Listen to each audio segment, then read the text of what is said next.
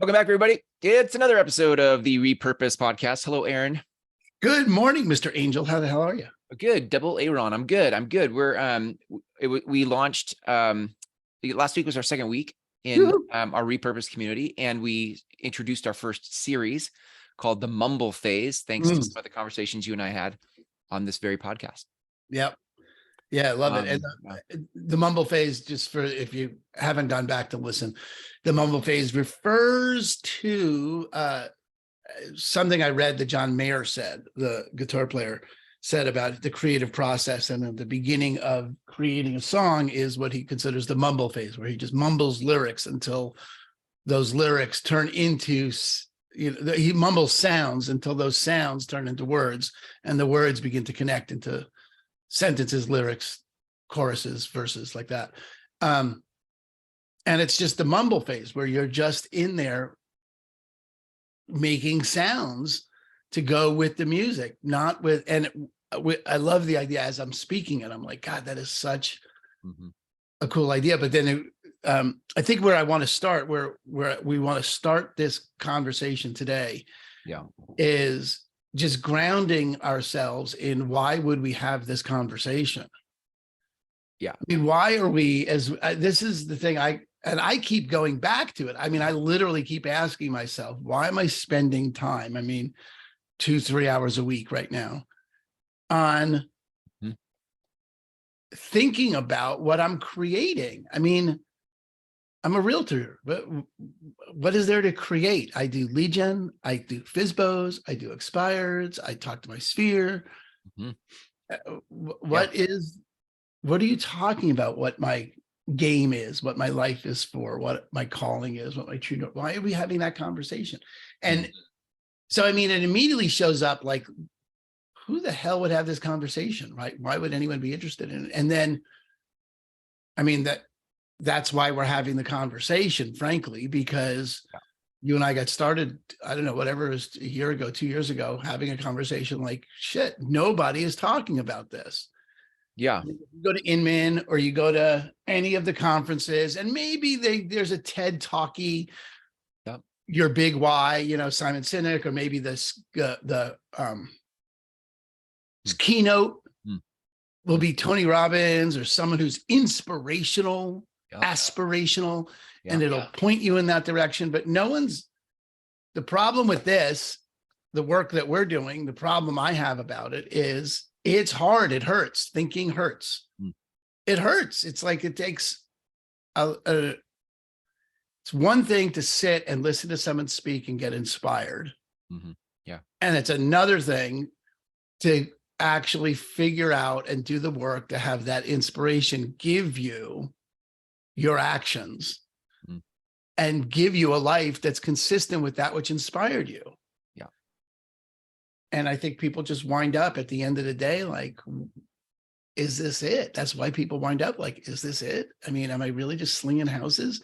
I mean, raising my family, it's a very local response, right? Localized response. I take care of my family. Okay. I hear the derision in my voice about that. I don't mean it to be derisive, of course, or contemptuous. Back in the day, back to contempt. It's not, I mean, it is a perfectly valid way to go, is that this is a job. My job is over there on my left, and my family's over here on my right. And I use my job to fund my family. And the job doesn't need to be fulfilling for me. It needs to pay the bills. And that's a perfectly valid. It's just not what this is. This is, I don't want to have a job that doesn't fulfill me. And I don't know why I would have to have a job that, doesn't fulfill me to pay the bills. I have both. Right. And I think that's why we exist, is to have both. I don't know. That was a rather long intro to why I wanted to start there. I mean, a couple of thoughts that are there for me. One is, and we've said this multiple times, but people like us do things like this, like, it's not everybody that wants to think about what is my life for. They are fine going to work, making the money, pay the bills. That's and that's enough. That's cool. And then there are others like me, I think like you, who there's this other conversation that happens. And it's part of the reason we get inspired by a keynote that asks us what our why is. We go, oh my God, I got a glimpse of another possibility. Right. There's something else here. And it inspired my heart. And I thought, yeah, I want that. I want that. And it's the whole exploring contrast. Like, you explore enough of what you don't want in order to go like, I want that. And keynotes are a great example of that, because they totally, pump you up for something, not this, something different than this. Right. And somehow that seed, once it's planted, won't leave you alone. And so anything less than that thing that inspired you feels like you're selling out. Well, except that's good, Chris. I think that's true. And it feels like you're selling out for however long it does. And back to the force field, culturally, where we live is everything else, every structure, every conversation, every other workshop at that conference, where you just got inspired. Every other workshop is about how to sell more FSBOs. Right. Every other workshop is about another form of lead gen. None of it is, okay, now that you're inspired by this future, now that you are, your life is to have people experience agency in their life, or that you're out to have leaders lead, or you are out to have none of it is designed to have you just to bring forth your personal calling. Maybe you heard the possibility of a future, great, but none of it is organized to have you pull it out of you. And given that, even less of it, if it's possible, of less than none, is organized to have, if you did have something that spoke to you, how to have that expressed in your business. Right. In GCI. And in your actions. Right. And then have the actions produce the GCI and fulfill what you're up to. Right. None of it is engaged in that. And I think part of that is, first of all, a big part of it is that it hurts. It's painful. It's going to the gym. It takes, it's back to, that the chess masters use 6,000 calories at a tournament, because the mental energy that it takes to be in a chess tournament burns 6,000 calories. No one thinks about that. Wow. And that we're physically adaptive, like biologically adapted to avoid that kind of thinking. It's not like we're not designed to do that thinking. We're designed to not do that thinking. We're designed to, that's, thinking fast, thinking slow 101 is that your system one thinking, you are designed to avoid using that machine. It burns calories. It takes effort. Your body's job is to avoid doing that. So we make quick decisions that look like they're going to fucking get us what we want right now, which is, all right, how do I sell 6 more FSBOs? What's the new script? What's the script that I can use to sell those FSBOs? Because that's the important part. Let me get right to, let's eat. And, survival versus living fulfilled life. Those are really radically different. And your brain is designed to have you survive. It doesn't, right? It's capable of having you live a fulfilled life. It's just not designed to have you do that. So why would a, go ahead. Well, it's just interesting to me that we put innovation on a pedestal. We're like, let's be disruptors, let's innovate something, let's be early adopters, let's create change, let's be the change we want to see in the world. And that all of that is very inspiring. And to me, it all requires level 1 thinking. Like it would all very much require you to think how to do something different than what this is, whatever system you're currently stuck in. It would require you think differently, which we're equipped for. But to your point, we're wired for survival and conserving resources rather than, burning calories and thinking how to do something different. Yeah, exactly. And that's why Steve Jobs and Elon Musk and whoever else, it's first of all, it's why they show up as aspirational. Regardless of the political implications of any of it. And if someone stands out and produces something that's radically outside the current domain, enough out of the domain that it stands out, we think that's sort of like that person is aspirational. Like, look what they did. Like, look at that. They thought differently. But the important part is that they put in the effort. Yeah. No one stumbles into that. Right. Nobody stumbles into that. And they put in the effort to keep it alive. Right. Now we're talking about something that's different than building a better, way to listen to music. Right. Again, not derisive or what's the word? Contemptuous. Thank you. Yeah.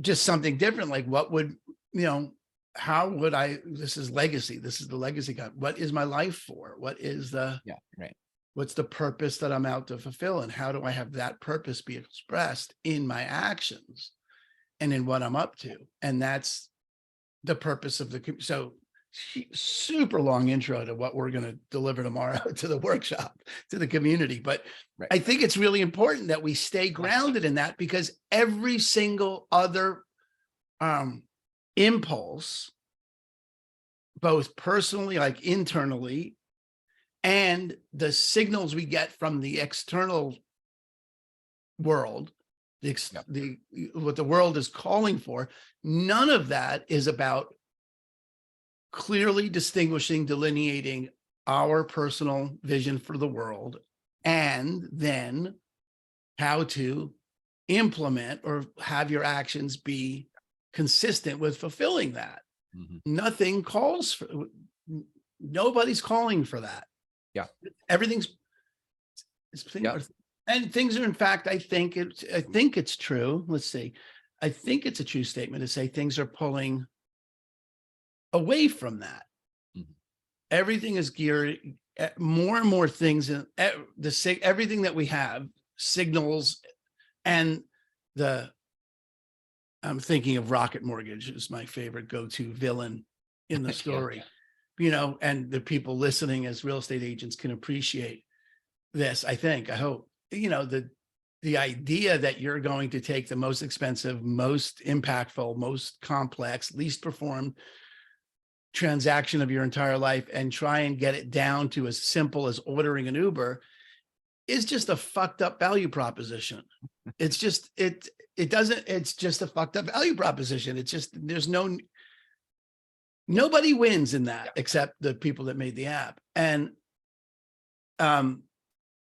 there's no calling to slow down.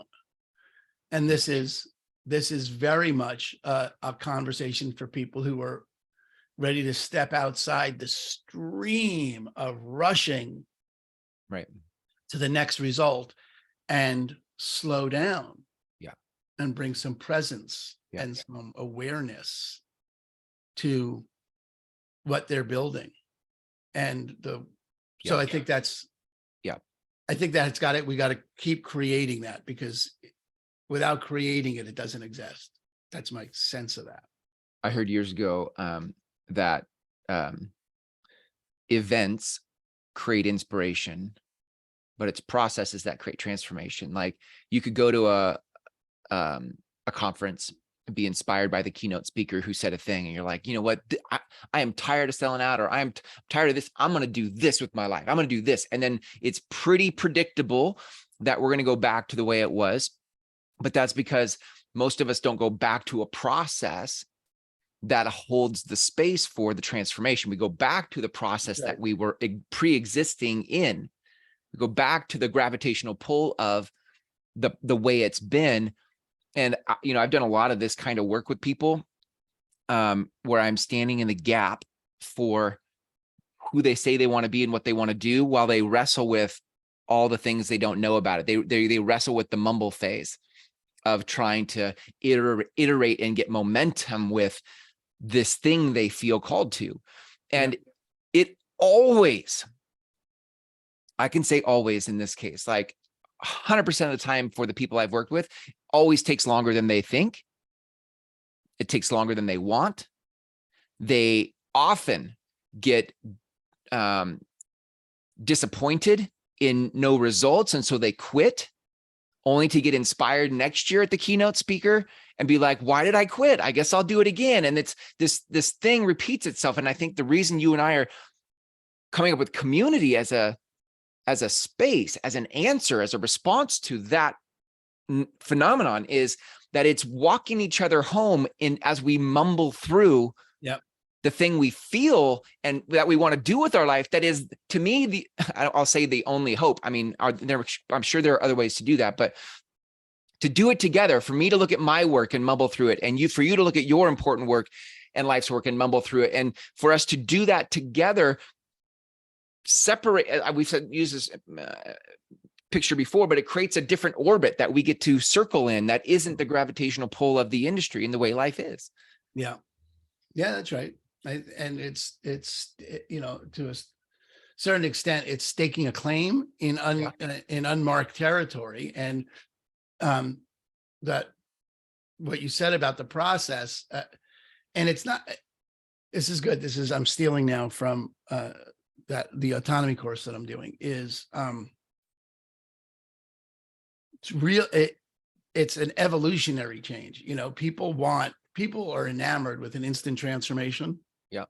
They would love an instant transformation. I would love to lose weight without, right away without stopping my eating habits. Yeah. Without altering my eating habits. I would like to very much just eat ice cream and lose weight. Yeah. Right.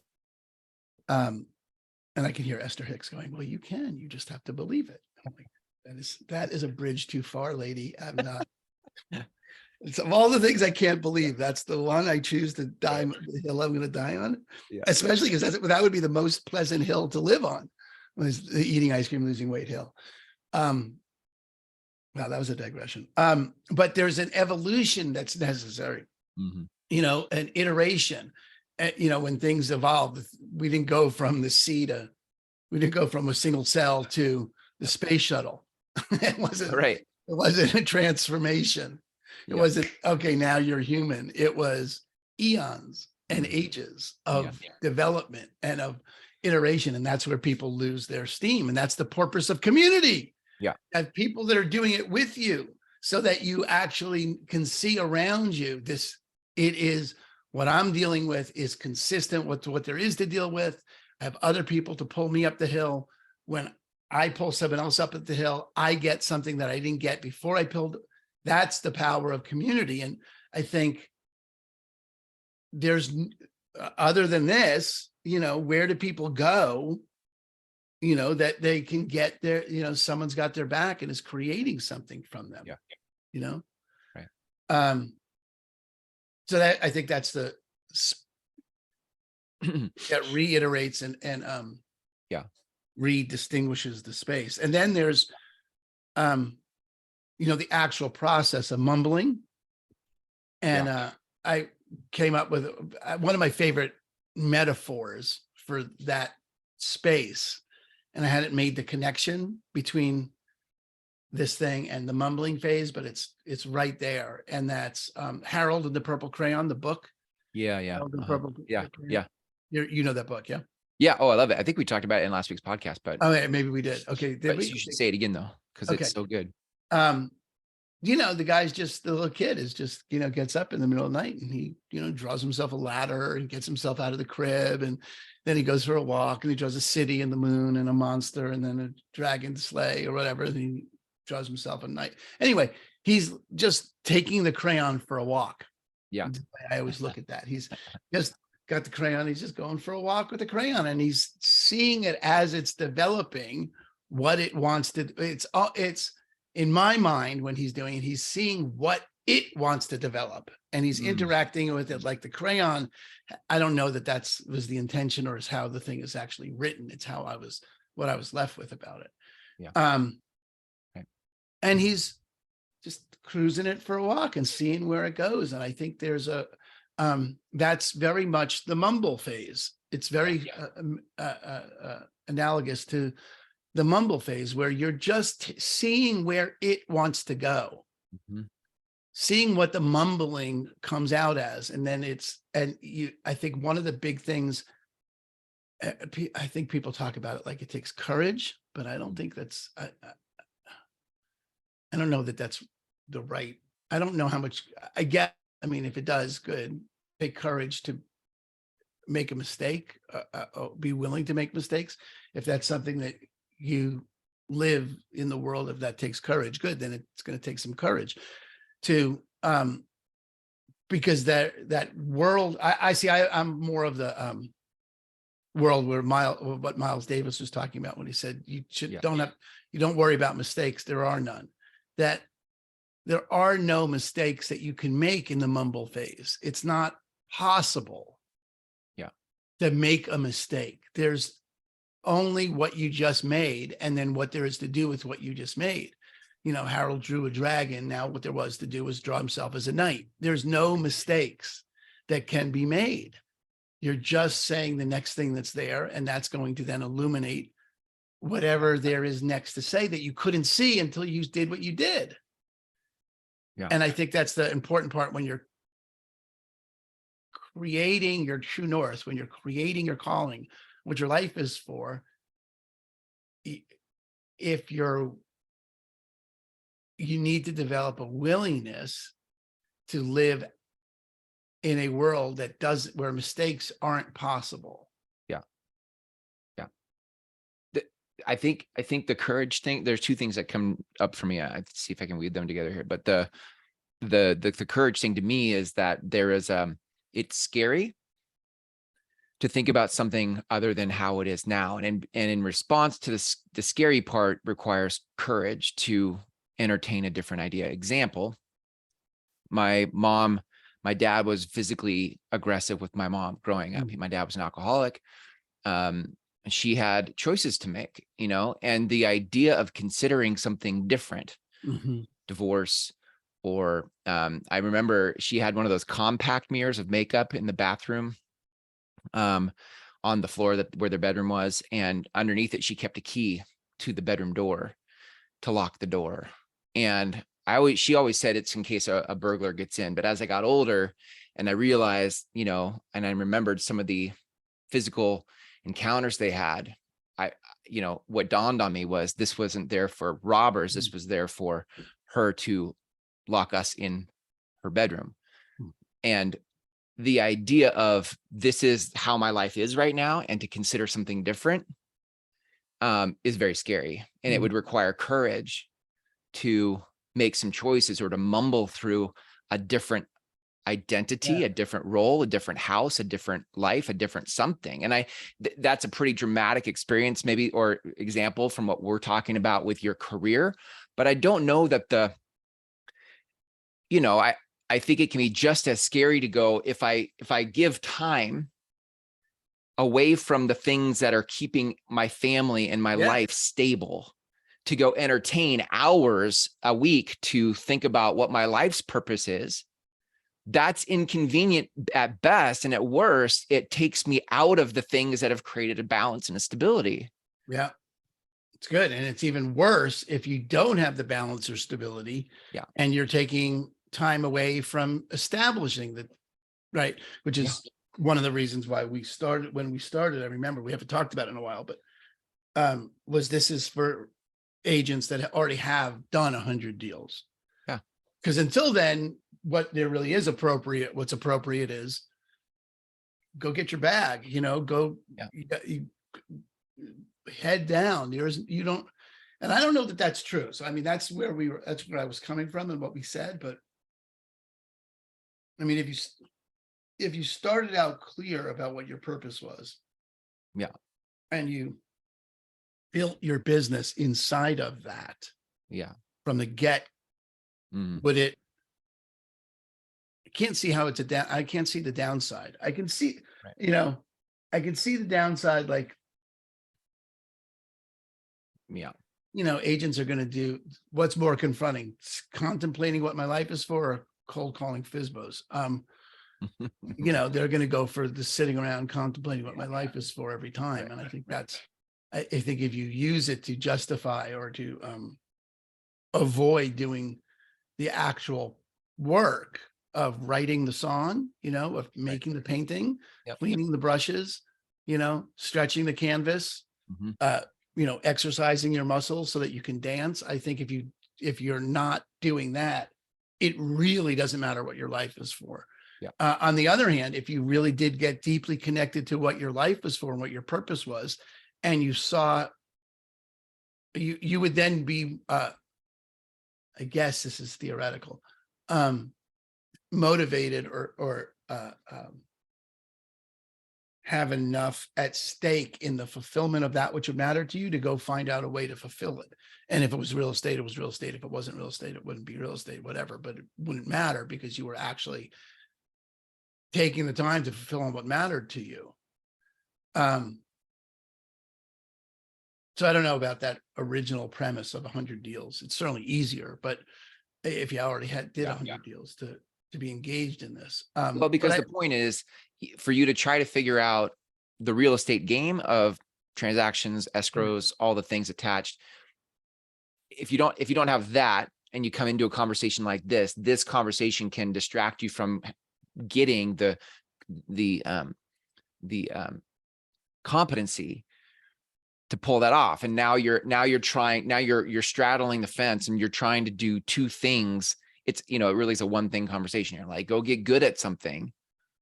And so, or at least don't be distracted by the thing that you don't have answers for yet. If you are brand new to real estate and you didn't care, you just knew you were going to find answers for how to do the real estate transaction. But as you do that, you just are dialed in on how you're going to use your business to leverage social impact in the world. Yeah, I don't have a problem with that. Right. As long as you're not bringing all the extra questions into the conversation of your life's work, because those are different conversations. Yeah. Yeah. Yeah. Good. All right. So that's, those are bridges you cross individually as you come to them. But the important part is to not avoid doing the confronting work, whichever the confronting work is. I always coach people to go down the path of most resistance.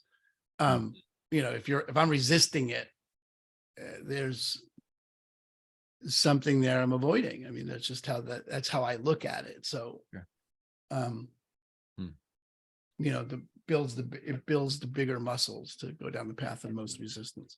Yeah. But then we were just talking about that mumble phase, that willingness to make mistakes. And Chris, I totally hear you that there are definitely arenas in which you have so much at stake that the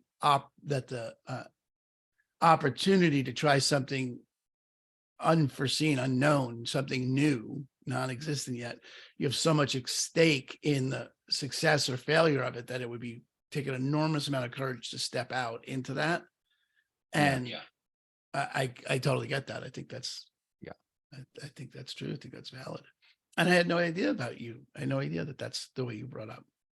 Yeah. It's not something I share from the rooftops, but in this moment, it feels applicable and valid. And I think there's a lot of us that have those kinds of experiences in life, whether it's the same as mine or not, but we have things that shaped us. So we don't talk about them. And there is I think some of that stuff too is kind of there as fuel for the vision of a world that we have. Like that I think relationships are important. And I think being a safe person for people is important. Some of that is influenced by, how my experience with my dad, I don't say that in my Facebook posts. I don't wear that as a badge. I just but was it instrumental? Hell yeah. You bet. Like that I chose to be someone I could have gone either way, I suppose, in that relationship. I could have chosen to fight. I'm a sensitive soul and I have a huge heart. And what I did was I chose to shrink as a little kid, right? Mm-hmm. Like what felt safe to me in that moment. And either one would be an okay path. The path I chose was to shrink and be small and to watch and observe, to be safe. I've seen other people who I think I have 4 half brothers. Like some of them went the other way. Their reaction was to fight.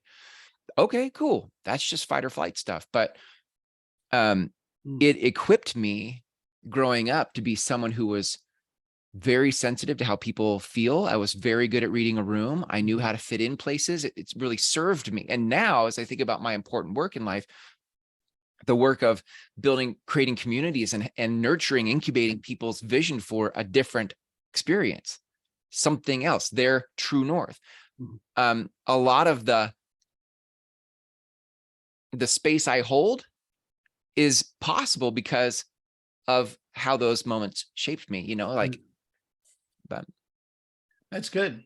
Anyway, Yeah. I guess I bring that up. It's important to me because I think sometimes we think, oh, going out and doing, following my true north means I'm going to have to be something completely different. And I don't know that's true. I think our life prepares us for our work, and you mumbling through this idea of a better world, or a world that behaves a certain way that is different than the way it behaves now. Life has already equipped you for that. And it's not as big a jump as you think if you just mumble through it. Yeah. It's great. If you're willing to, it's like, and a lot of artists have this experience of not being there when the art is being made. Hmm. I remember reading an article about Dylan, commenting on, in like a Rolling Stone, when he rhymed "didn't you" with "kidding you." And it just, like, he had it on, it blew his mind. He was like, where did that, how, like, he wasn't present to that. Like, he wasn't like there. He was just, all of a sudden it was there on the page. And he considers his work to get out of the way. And that's not a unique to Bob Dylan. That's a very common, that's the Mike, David is already in the stone phenomenon. It's already there. You're just getting out of the way, all the stuff that's not consistent with it. And so the mumble phase in that particular respect is coming at it like you're expressing something that, like you said, if you're willing to mumble through it, are you willing to see what wants to show up? Are you willing to see what the crayon wants to draw? And then get out of the way. And, so and everything in your life is either set you up to manage that, like to fulfill on that, to forward that, or the things that have happened to you are in the way of that happening, which you're now what's called for is building the strength to get out of the way, in that particular way. But you're building the strength to get out of the way, what's in the way, right, will deliver what you're committed to be delivered in the world. So it is equally set you up.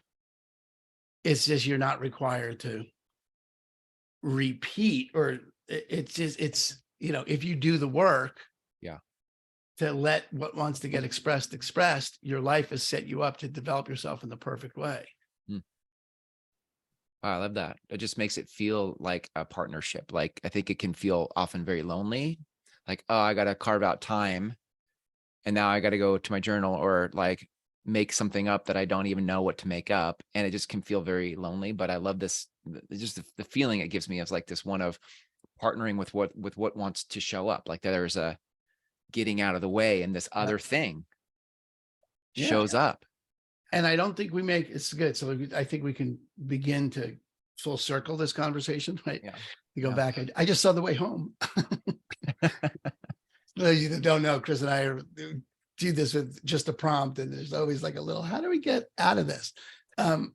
Where's the exit in this room? How do we tie this off? How do we tie this up? We could just leave it, but I do see the exit. That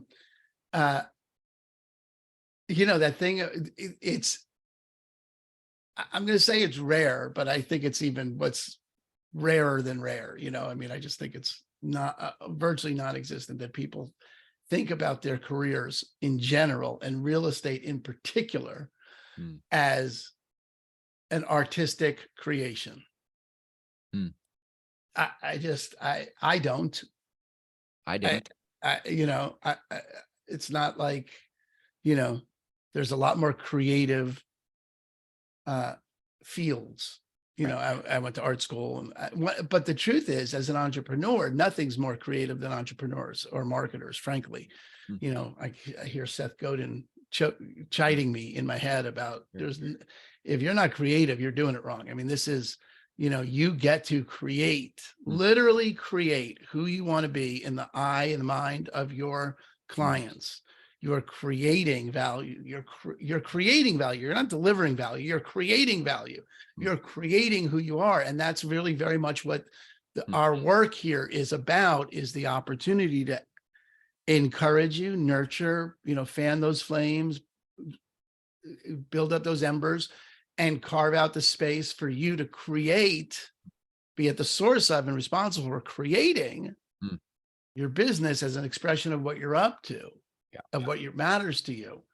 And I just think when we think artist and realtor, they don't go, there's no, it's like, why are you, I'm not an artist. I sell houses, except that's the issue. Right.